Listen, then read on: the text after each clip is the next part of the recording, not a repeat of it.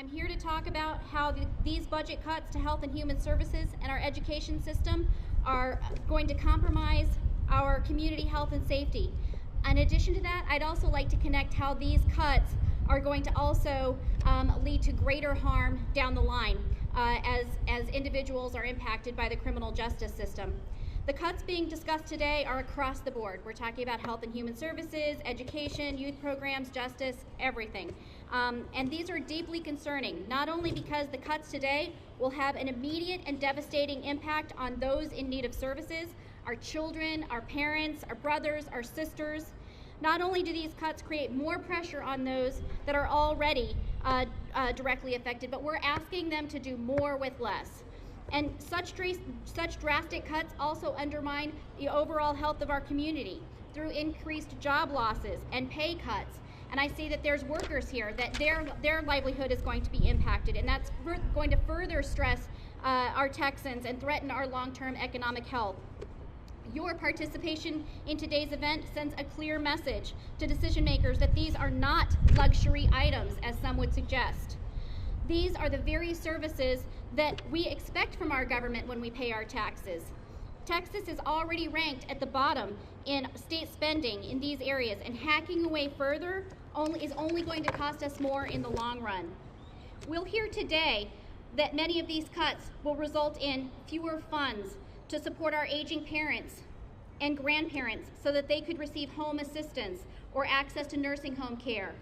We're going to learn that fewer funds to support our family members with disabilities so that they can stay independent and contribute to their communities. There's going to be fewer funds to support our people with mental illness and addiction problems so that they can access treatment and remain stable in their homes and their work lives. We're going to have more homeless people living on the streets. And we're going to have fewer funds to support our children so that they can receive basic sustenance and strong education to help them grow and eventually become leaders of our future. Thank you. I'm here to tell you about how these budget cuts, along with cuts to our justice system, threaten all of us. The state spends many millions of dollars pursuing tough on-crime policies.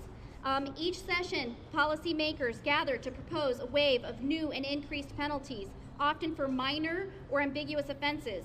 These new penalties, more often than not, disproportionately impact our youth, people of color, and individuals with substance abuse or mental health problems. So when we cut vital services that will keep kids in school and give them something to work toward, we create at-risk children.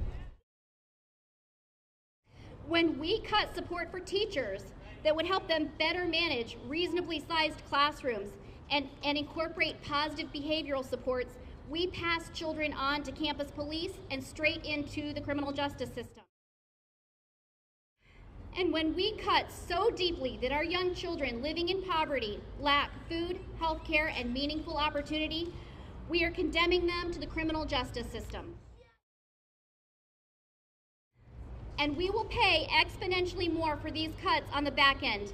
And the children and their families will pay for the rest of their lives for something that we could have prevented. I understand. I'm with you. It's a painful, painful process.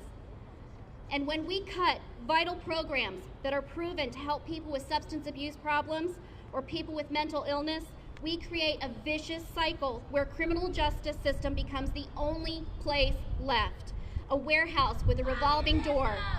Do you know who the largest provider of mental health care services in Texas is? It's the Harris County Jail. Is this how we want our government to treat our families? With callous disregard for those in need?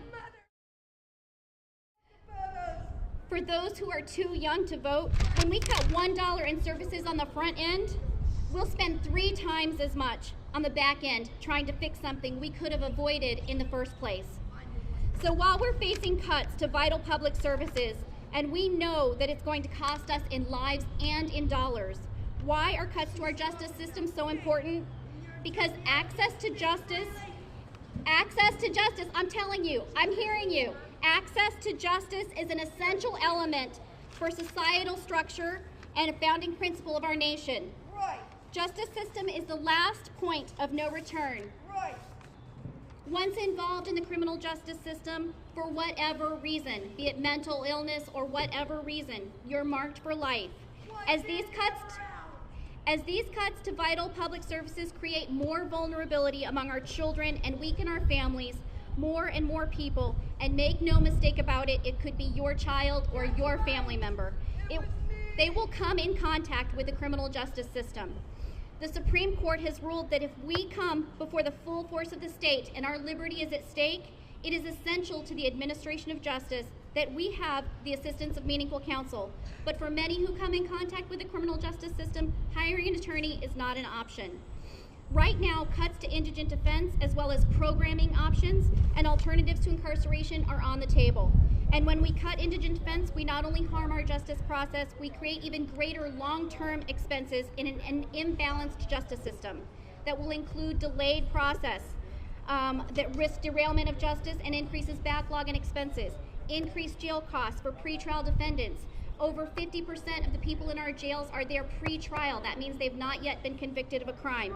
They spend weeks there and more, and sometimes longer than they would have been sentenced in the first place. Systemic costs also include poorly scrutinized plea deals that pressure individuals to take whatever they're offered without being aware of the long-term consequences. And some of those consequences include things like loss of job opportunities, student loans, and housing that are essential for these people to be able to turn their lives around. In addition to these systemic costs, there are longer sentence lengths that reduce the likelihood, that do not reduce the likelihood of reoffending, and for more creates more harm than good. Additionally, cuts to our justice process result in reduced opportunities for meaningful alternatives that keep people out of prison, address root causes of criminal behavior, and that provide better outcomes. And finally, cuts to indigent defense result in increased likelihood of wrongful convictions. Something we're painfully aware of, and that happens more often than we'd care to believe. There is an ever-present push towards increased criminalization, powerful prosecution, and tougher convictions. The state is well-resourced to provide public safety, and in fact, right now, in this budget crisis, the Senate Finance Committee just voted to add $633 million to support law enforcement and prison operations.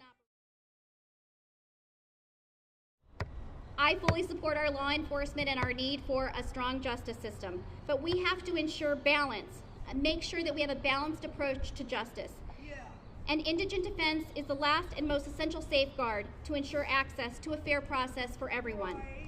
We need to take these preventative steps up front, the ones that will keep our communities healthy, that will keep our communities safe and strong. And we need to fund these front-end programs to make sure that when people do come in contact with the justice system, they get a fair process that offers less expensive treatment and program alternatives to those who don't really belong in jail.